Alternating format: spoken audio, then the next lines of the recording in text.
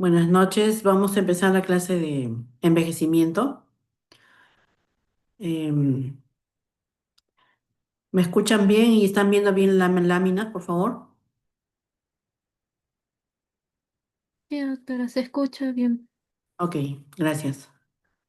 Entonces, para entender lo que es el envejecimiento, es una parte, una etapa de la vida que es fisiológica, en la que todos vamos a pasar, que es inevitable y que representa una disminución de la reserva homeostática. Es decir, que la cantidad y la calidad de las funciones de los órganos está disminuida como para poder cumplir los requerimientos del propio organismo.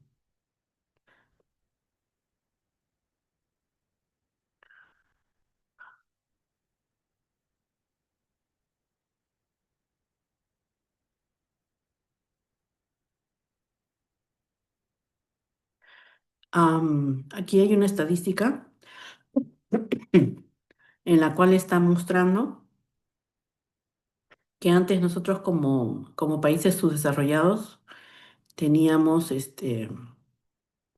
la cantidad de personas mayores disminuidas y los niños eran mayor cantidad y por lo tanto se miraba como una pirámide.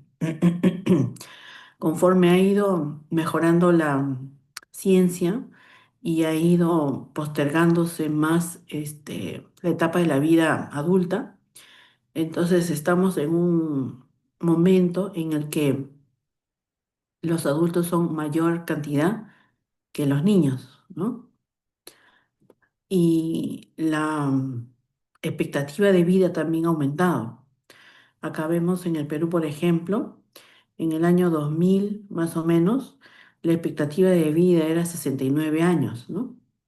Y ahora la expectativa de vida está mucho mayor, en 74 años. Mm. Eso quiere decir de que estamos viviendo más, que hay más adultos mayores y que por lo tanto hay enfermedades más prevalentes que le corresponden a los adultos mayores, ¿no? Como dije, el envejecimiento es algo fisiológico. Es algo que va a alterarse por alterarse algunas hormonas, como por ejemplo el cortisol. Normalmente nosotros tenemos el cortisol con un ciclo circadiano que permite que disminuya en la noche y por lo tanto uno tienda a descansar en la noche, ¿no? Sin embargo, en el paciente anciano, el adulto mayor, esta capacidad de cortisol está disminuida y por lo tanto ustedes van a ver que el adulto mayor tiene menos horas de sueño, ¿no? O de repente no duerme o si no se levanta demasiado temprano. Además, tiene una alteración a nivel de la temperatura que también que corresponde también a las hormonas tiroideas y también al cortisol. Y entonces va a tolerar menos la temperatura alta o la temperatura baja. Además, va a tener disminución de la masa muscular. Y la masa muscular es uno de los elementos más importantes para conservar la calor a través del movimiento, ¿no? Y bueno, pues también otras enfermedades como la diabetes, el hipotiroidismo, la hipertensión, la enfermedad renal crónica, ¿no? También pueden afectar la temperatura. Y como estos pacientes tienden a tener muchas enfermedades, también tienden a tener mucha medicamento para controlarlo, ¿no? Entonces también puede alterar su sueño algunos medicamentos, por ejemplo, antipsicóticos, o también pueden alterar su temperatura medicamentos diuréticos, ¿no? Entonces todo esto debido a la secreción de cortisol que está alterada en el paciente adulto mayor. Entonces va a haber un mayor catabolismo que un anabolismo. Y entonces se va a lisar especialmente el músculo más que la grasa, ¿no? Como les dije también, este ritmo circadiano del cortisol va a alterar el sueño. También hay una disminución de la producción de melatonina que tiene que ver también con la generación del sueño, ¿no? En relación a los signos vitales, como hay un endurecimiento de las arterias, tiende a aumentar la presión arterial. Como hay menos capacidad de intercambiar calor, a haber más bien menos posibilidad de retener calor. Y también va a tener menos frecuencia cardíaca, ¿no? Todo esto hace de que el paciente adulto mayor sea susceptible a infecciones. Como mencionamos anteriormente, esta etapa fisiológica del vivir, como es el envejecimiento, es universal, es decir, nos va a dar a todos, es irreversible, ¿no? Desde que nacemos ya empezamos a envejecer, es intrínseco del ser vivo, pero puede ser heterogéneo, ¿no? Puede ser que de repente algunas personas vivan con mayor calidad de vida y otras menos, ¿no? Vemos, por ejemplo, esta línea azul, donde el paciente está envejeciendo en forma exitosa. Entonces vemos, por ejemplo, personas adultas mayores con sus hijos, con sus nietos, no sé, todavía paseando, de repente yendo a hacer turismo, ¿no? Y generalmente esto tiene que ver con factores ambientales y genéticos de los pacientes. Entonces, cuando un paciente está con un envejecimiento exitoso, puede ocurrir una enfermedad, por ejemplo, diabetes, cáncer o insuficiencia renal, etcétera. Y entonces este envejecimiento que estaba yendo exitoso cae en forma abrupta y entonces ustedes van a ver de que esa persona en poco tiempo, ¿no? En un año o menos o meses, envejece todo lo que no ha envejecido en todo el tiempo de su edad adulta, ¿no? O puede ser que sea un envejecimiento usual, ¿no? Que vaya disminuyendo poco a poco, disminuyendo las funciones de sus órganos. Mm, Según la literatura, solo el 25% de factor de cómo envejecemos es de tipo genético, ¿no? O sea, si yo tengo, por ejemplo, familiares que viven hasta los 100 o 105 años, por ejemplo, entonces solamente voy a tener 25% de tener la posibilidad de ser longeva, ¿no? Pero más porcentaje lo tiene que ver el medio ambiente. La dieta de las personas, el ejercicio, el tener comorbilidades y que estas comorbilidades estén, ah, que estén compensadas, ¿no? Y también algunos efectos nocivos, como por ejemplo el tabaco, el alcohol, ¿no? Hay muchas teorías del envejecimiento, ¿ya? Hay unas teorías que se llaman estocásticas o aleatorias y hay teorías no estocásticas o programadas. ¿Qué quiere decir? Quiere decir de que hay teorías donde se piensa de que no hay nada que inicie el envejecimiento, que es algo al azar, ¿no? Y que no se sabe realmente de qué manera se está produciendo. En cambio, la otra teoría programada se piensa de que sí hay un reloj biológico, ¿no? Así como, por ejemplo, tenemos un reloj para los óvulos, en caso de las mujeres, hasta cierta edad pueden procrear y después ya no. Entonces se cree que hay un reloj también que se encuentra especialmente a nivel del sistema neuroendocrino que establece cuándo se inicia el envejecimiento, ¿no? Entonces vamos a ver cada una de esas teorías. Primero vamos a ver la teoría estocástica o programada. En esta teoría tenemos la teoría del marcapaso, ¿no? En esta teoría del marcapaso dice que sí, el sistema inmune y el sistema neuroendocrino serían los que marcarían el inicio del envejecimiento, ¿no? Y ustedes van a ver de repente cuando ustedes hagan historias clínicas de que a veces las mujeres dicen, ¿no? Hasta los 45 o 50 años que yo tenía mis hormonas, los estrógenos, puedo estar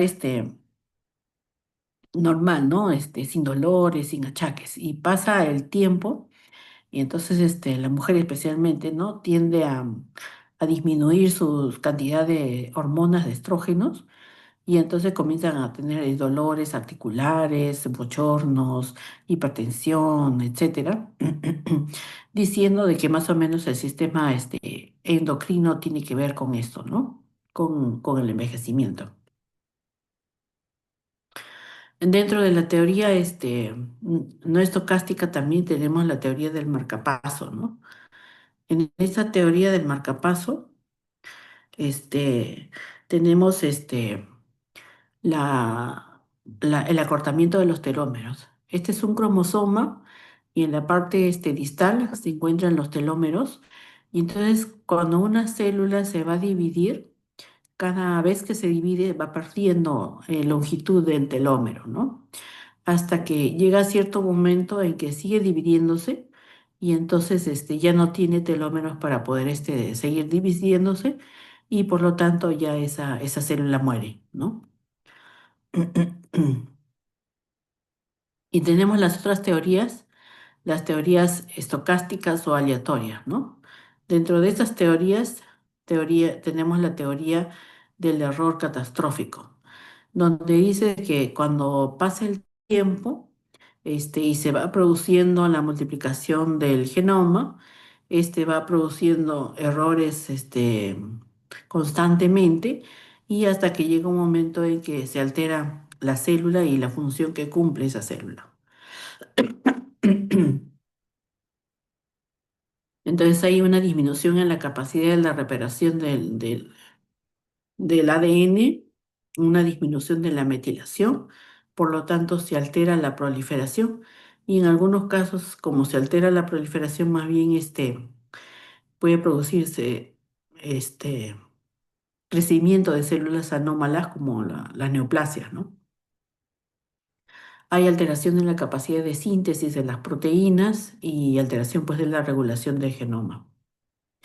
Tenemos otra teoría que es la teoría del entrecruzamiento, donde dice de que hay enlaces que se entrecruzan entre proteínas y otras macromoléculas, como por ejemplo la hemoglobina glicosilada, ¿no? Un paciente diabético tiene su hemoglobina y al tener mucha glucosa, entonces se mezclan estos dos componentes y forman una independiente que después cuando se separan, la proteína que se separa ya no tiene el rol que tenía al inicio, ¿no? Luego tenemos la teoría del desgaste, donde propone de que cada organismo, dice, es irreemplazable y que conforme se va multiplicando va produciéndose daño a nivel celular y finalmente después del ADN y no se puede reparar, ¿no? Y también tenemos la teoría de los radicales libres, ¿no? Donde las células pierden un electrón y eso hace de que sean inestables la membrana y se puede destruir. Hay causas de deterioro fisiológico. Primero vamos a ver los factores intrínsecos, ¿no? Donde tiene que ver la genética. Entonces, pero la genética, como dije anteriormente, varía mucho, ¿no? Solamente casi el 25% de los genes pueden participar como factor protector de este envejecimiento, ¿no?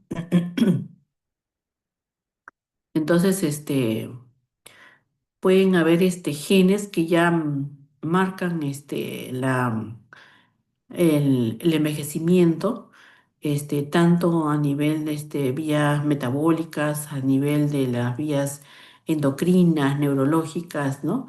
Y también vascular.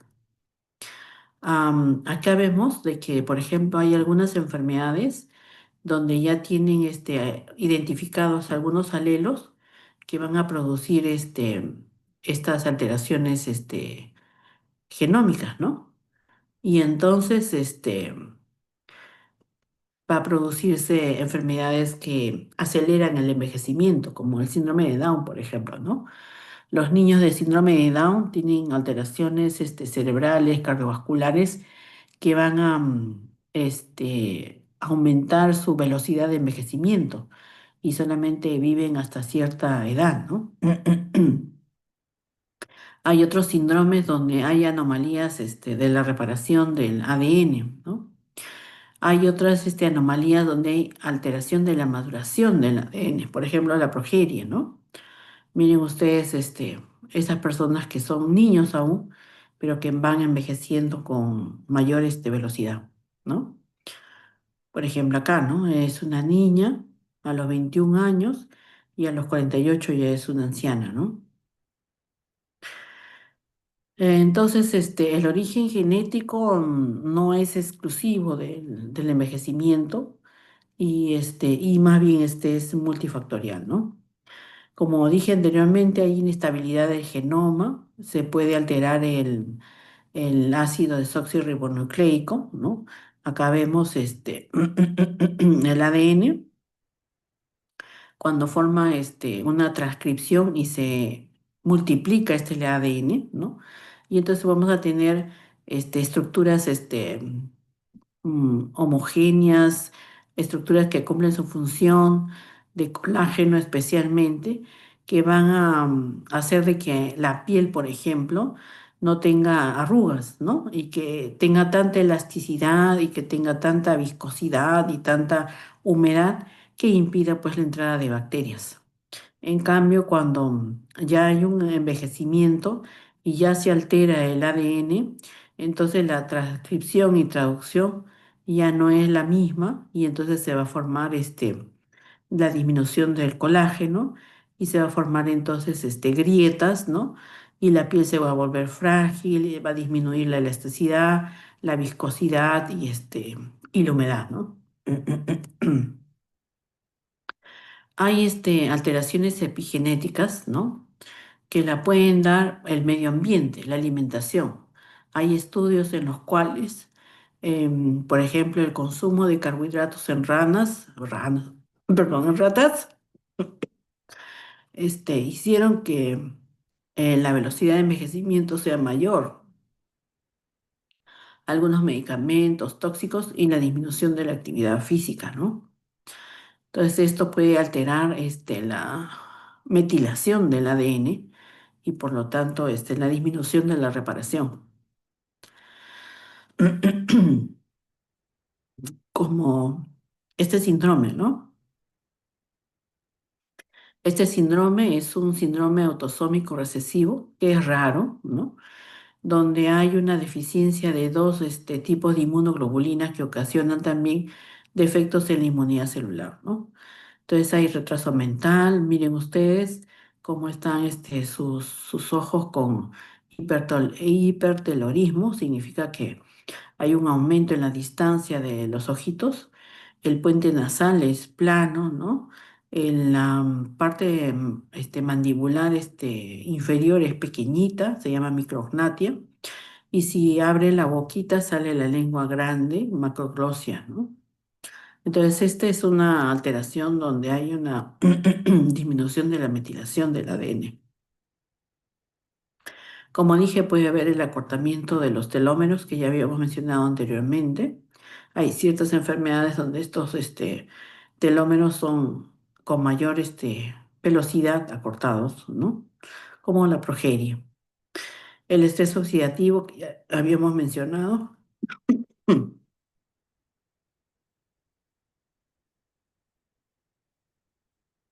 Nosotros tenemos la necesidad de tener un equilibrio entre sustancias oxidantes y sustancias antioxidantes, ¿no? Las sustancias antioxidantes, por ejemplo, como la catalasa, la dismutasa y glutatión peroxidasa, son sustancias antioxidantes porque entregan un electrón a los radicales libres y entonces hace de que las moléculas no sean desordenadas y entonces no dañen a la célula, ¿no? Pero también podemos conseguir antioxidantes exógenos, como las vitaminas, los betacarotenos, los flavonoides, etcétera. Pero ¿qué pasa cuando hay un envejecimiento? Lo que va a producirse, cada vez que haya un metabolismo aerobio, se va a producir producción de superóxidos, ¿no? Especialmente de oxígeno. Y estos superóxidos lo que van a hacer es una oxidación de las moléculas, ya sea a los lípidos, ya sea a las proteínas, ya sea a los carbohidratos, ¿no? Entonces, cuando hay un aumento de este material oxidativo, se llama estrés oxidativo, ¿no? Y este estrés oxidativo lo que va a generar es un daño a nivel de la mitocondria. Va a haber una alteración del sistema inmunitario con disminución de la función del linfocito, la disminución de la función de células que van a cumplir la función de fagocitosis y, y aumento de más bien sustancias que van a producir esta inflamación. ¿Ya? Por ejemplo, la peroxidación de los lípidos al final va a traer consigo edema celular, aumento de la permeabilidad vascular, inflamación, aumento de fosfolipasas con ácido araquidónico y la producción de prostaglandinas que también están presentes en lo que es el proceso inflamatorio, ¿no? La glucosilación de las proteínas que habíamos mencionado, por ejemplo, yo tengo una proteína como la hemoglobina y tengo carbohidratos como la glucosa en el paciente diabético, donde se van a unir y se van a producir los productos de Amadori, ¿no? Y estos productos de Amadori a la hora de separarse hace que los compuestos de proteínas ya no funcionen como estaba destinado. Entonces, ¿qué trae la glucosilación de las proteínas? Aumenta el envejecimiento, daño vascular, produce que el colesterol LDL facilite su penetración en la íntima y se forme, ¿cómo se llama? Ah, obstrucción, ¿no? De las arterias a nivel de las coronarias especialmente. Y también mediadores proinflamatorios. También hay senescencia vascular, perdón, celular. Puede ser que las células se dañen, puede ser que se acorten los telómeros y entonces todas estas células van a pasar por generar a través de los fagocitos, ¿no? Los macrófagos, por ejemplo, la producción de factor nuclear capa beta. Y estos factores lo que van a producir son sustancias, ¿no? Como este fenotipo secretor asociado a la senescencia y además ligado a la interleuquina 6, que es un factor agudo de la inflamación y vaya a reclutar a células natural killer, ¿no?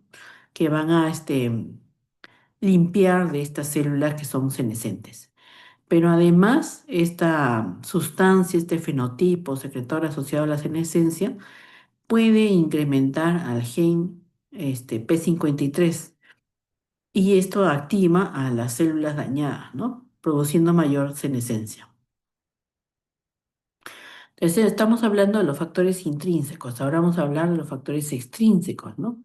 Como es el estrés, la alimentación, como dije, las calorías especialmente los rayos ultravioleta también, los ejercicios, disminuir, la disminución de los ejercicios, la exposición a fármacos, a tóxicos y a la comorbilidad. Entonces, finalmente, todo eso, tanto los factores extrínsecos como los factores intrínsecos, van a hacer de que afecten la funcionabilidad y la homeostasis de los órganos internos, ¿no? Entonces, en general, el paciente adulto mayor, vamos a ver que disminuye su peso y su talla y que la grasa generalmente se va a acumular a nivel del abdomen y van a ver ustedes que sus miembros superiores e inferiores son pequeños, son delgados, ¿no? Van a tener disminución de la masa muscular, pero la grasa sí se va a acumular a nivel del abdomen. Entonces, cuando nosotros le demos alguna medicina, especialmente una medicina liposoluble, esta medicina se va a quedar más tiempo en su cuerpo por el acúmulo de grasa que se encuentra en su abdomen. ¿Qué va a pasar en la piel también? La piel se va a volver más delgada, va a ser más lúcida. Ustedes han visto que los adultos mayores se les pueden ver las venas, ¿no? Más que un paciente adulto joven.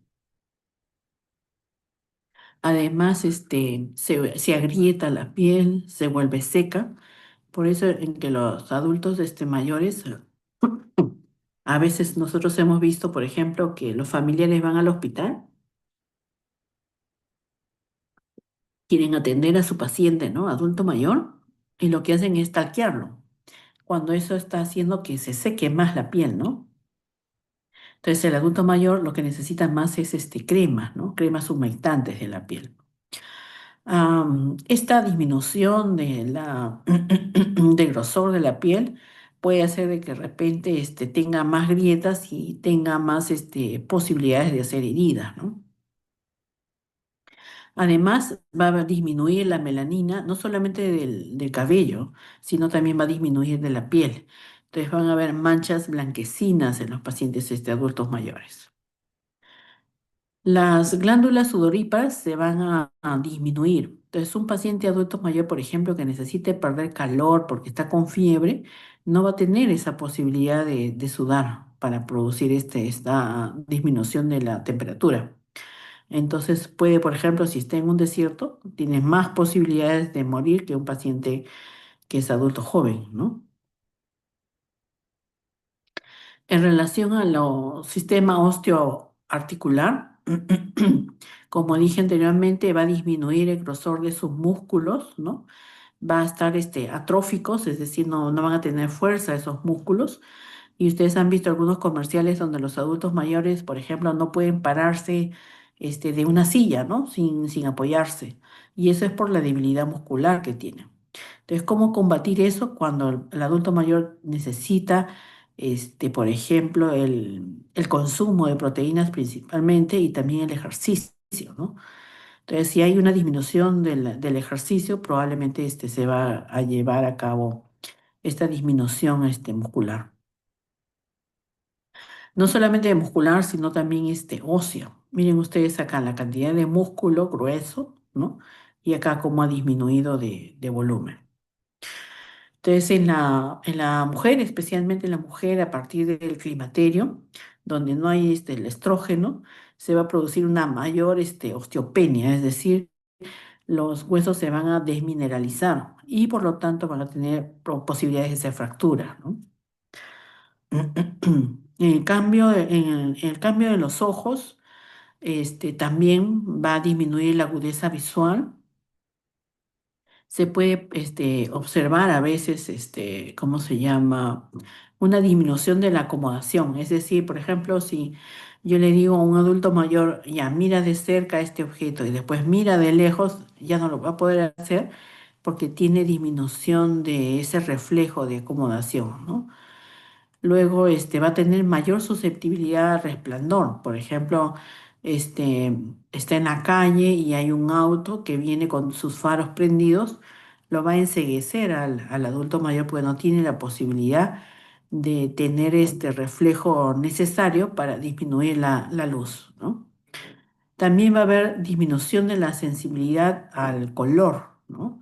Entonces no van a poder distinguir bien los colores. En relación a los oídos, hay una atrofia de los huesecillos cocleares, entonces hay disminución de tanto de la agudeza auditiva como también hay una mayor predisposición a hacer vértigo, ¿no? Am,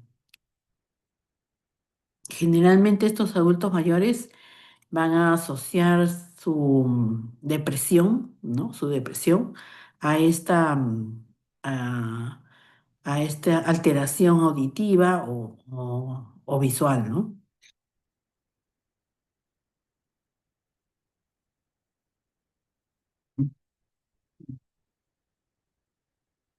Luego en el aparato respiratorio, el tórax se va a volver más rígido. El tórax normalmente se mueve como dos espacios intercostales. En el adulto mayor, por su rigidez, porque las estructuras ya no son tan móviles, porque los músculos también son más débiles, entonces se va a ver disminuido esta elasticidad pulmonar, ¿no? También la actividad ciliar, ¿no? Del cilio, del bronquio, se va a ver disminuido.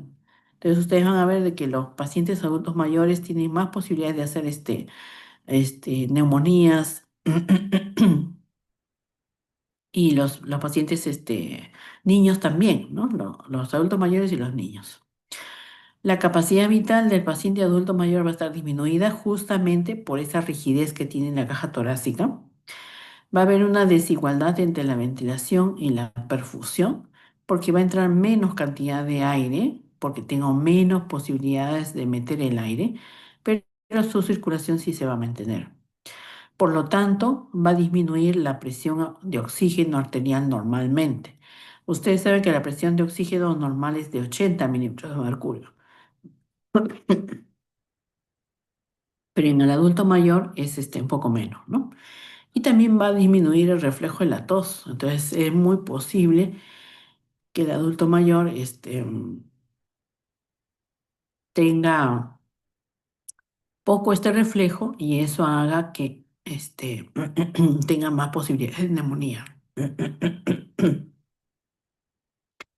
En relación a la pared arterial, también va a estar endurecida, ¿no? Y esto va a hacer de que aumenten ¿cómo se llama? La formación de hipertensión, ¿no? Ya sea porque hay disminución de tejido elástico o porque hay formación de placas de ateroma en la luz de las arterias. Además, va a haber una pobre llenado ventricular, ¿no? Una mala perfusión de la coronaria, posibilidades de hacer un infarto de miocardio. La aurícula también se llena pobremente, ¿no? Se produce incapacidad para alcanzar buenas frecuencias cardíacas, hemos dicho que generalmente son bradicárdicos, ¿no? Hay una reducción del consumo máximo de oxígeno. La respuesta para los receptores es pobre, es decir, por ejemplo, si un paciente adulto mayor que está echado lo mando a pararse rápidamente, los receptores de presión no van a ser suficientemente ¿cómo se llama? Eficaces como para producir una vasoconstricción y llevar la sangre al cerebro. Y por lo tanto el paciente cuando se levanta rápidamente va a tener mareos, ¿no?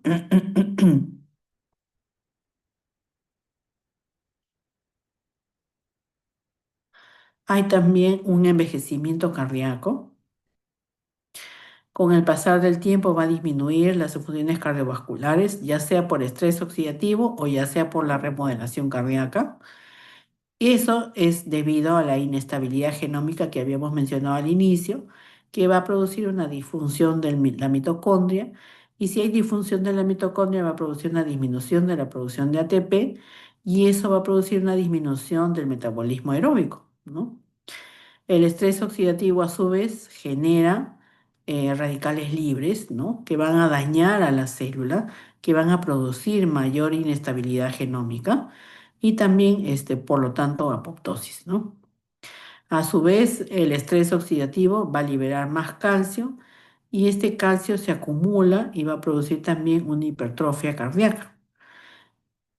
Hay una remodelación del corazón, es decir, una hipertrofia del ventrículo izquierdo, pero no solamente por sí, miocardiocitos, sino también por la presencia de colágeno. Pero es un colágeno que no se puede revertir, ¿no? Y que va a producir más bien que las paredes del ventrículo sean más fibróticas y que sean más rígidos, ¿no? Por lo tanto, va a haber una disfunción diastólica porque no se van a poder dilatar el ventrículo izquierdo para poder eh, permitir el llenado diastólico, ¿no? Y finalmente, pues todo eso va a traer una disminución de la supervivencia del paciente, ¿no?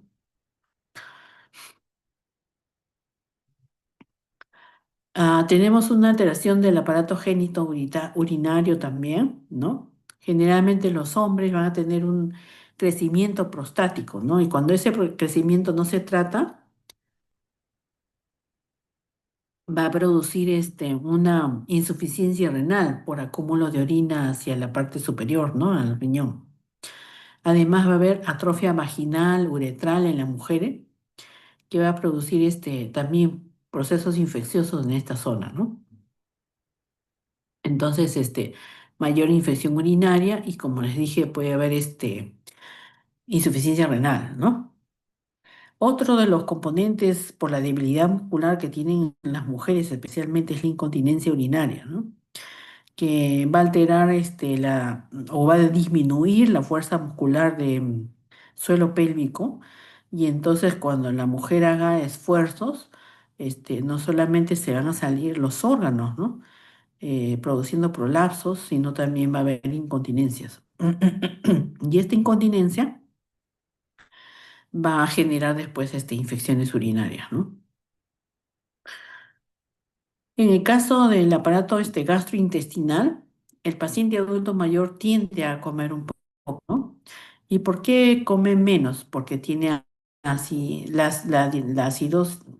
acidez gástrica del ácido clorhídrico está disminuida, porque hay una motilidad colónica también que está disminuida y entonces el paciente se siente lleno por mucho tiempo porque hay una disminución de la función anorrectal. Entonces el paciente puede tener, por ejemplo, 5 o 6 días sin hacer su deposición y al final, ¿no? La deposición es tan dura dentro del intestino que se impacta y obstruye el intestino, ¿no?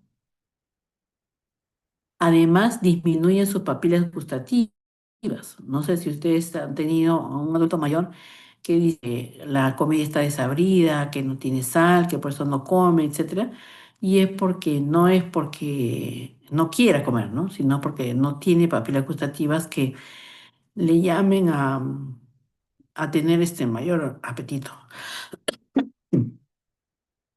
Otra de las razones muy importantes por las cuales el paciente adulto mayor no come es por la ausencia de piezas dentarias, ¿no? Entonces el adulto mayor no tiene cómo masticar, cómo producir una buena masticación y entonces se va a producir esta disminución del apetito, ¿no? Entonces tiene muchas causas por las cuales va a dejar de comer y va a tener una disminución de su peso. También hay falla hepática porque hay disminución de los hepatocitos especialmente. También hay falla renal porque hay disminución de la estructura del riñón. Hay pérdida de nefronas a partir de los 20 años, 40 años, ya se están perdiendo nefronas cada año. Hay una alteración a nivel de los túbulos y por lo tanto no se puede concentrar la orina. Hay una disminución de las hormonas, ¿no? Porque el riñón produce hormonas como por ejemplo la eritropoyetina. Entonces el paciente adulto mayor puede tener una anemia por disminución de eritropoyetina y va a tener también disminución de renina. Si tiene disminución de renina, entonces el RAS va a estar disminuido y si está disminuido el RAS, entonces se va a producir una falta de retención de sodio y por lo tanto hipercalemia, ¿no? Va a haber una respuesta disminuida de la angiotensina 2. Sabíamos que la angiotensina 2 lo que produce es vasoconstricción, pero su respuesta va a estar disminuida, ¿no? Finalmente, también hay alteraciones endocrinas, ¿no? No hay homeostasis glúcida y el paciente puede tener aumento o disminución de la cantidad de glucosa. Va a haber una disminución del aclaramiento de la tirosina, del T4, y va a haber disminución del T3. Generalmente los adultos mayores van a tender a tener hipotiroidismo. Va a haber una disminución de la renina, como habíamos mencionado, de aldosterona también, y más bien un aumento de la hormona antidiurética, ¿no? Y de la insulina y la paratormona. Entonces, finalmente, el paciente va a tener posibilidades de hacer hiperglicemias y de disminuir la función tiroidea. En el aparato nervioso disminuye el peso del cerebro porque hay disminución de las neuronas y entonces también hay disminución de algunos neurotransmisores como la dopamina. Entonces el paciente adulto mayor tiene más posibilidades de hacer, por ejemplo, Parkinson que un adulto joven, ¿no? También hay disminución de la serotonina, que es un neurotransmisor que tiene que ver con la depresión. Entonces, por eso es que los adultos mayores también tienen más a la depresión.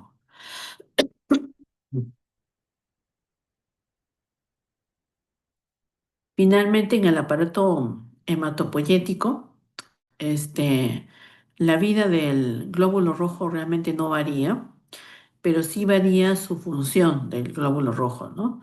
Disminuye los mecanismos de compensación ante la hipoxia, es decir, se acuerdan que cuando uno tiene hipoxia, la eritropoyetina aumenta y eso aumenta los glóbulos rojos. Bueno, esta respuesta está disminuida, ¿no?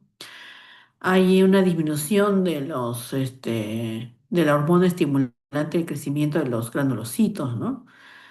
En cambio, el glóbulo blanco lo que hace es aumentar su volumen y eso puede producir cáncer de tipo hematológico, ¿no? Las plaquetas también aumentan y eso tiene riesgo de hacer trombosis. Y en relación al sistema inmune, tanto la función inmunitaria adquirida como la innata disminuyen, ¿no? Pero hay una mayor producción de autoanticuerpos. Entonces se puede generar enfermedades como lupus, artritis reumatoidea, diabetes, ¿no? Al disminuir la función de los células T, de los linfocitos T, entonces hay algunas respuestas serológicas que van a estar disminuidas, negativas, pero no significa que sean negativas, significa que no hay células T que van a producir esta respuesta, ¿no? Como por ejemplo el PPD para detectar si uno tiene infección de tuberculosis probablemente salga negativo, pero porque la función del linfocito T está disminuida. Puede ser que de repente el paciente no haga fiebre, a pesar de que esté en una sepsis o un shock séptico, no haga fiebre. ¿Y por qué? Porque su inmunidad innata, la que produce interleuquina 1, tampoco no está adecuada, ¿no? Entonces, en conclusión, el envejecimiento es algo fisiológico, algo inherente del ser vivo y algo impostergable, ¿no? Entonces, el truco es en cómo vivir y cómo alargar esta vida, pero en buen sentido, ¿no? Y eso depende mucho de la contención de algunas enfermedades crónicas, depende mucho de la alimentación baja en carbohidratos, depende mucho del ejercicio también, pero también depende mucho de los familiares, ¿no? De los familiares que hagan que el paciente no se sienta deprimido por la disminución de la capacidad auditiva, mental o visual que tenga, ¿no? Muy bien. ¿Alguna pregunta?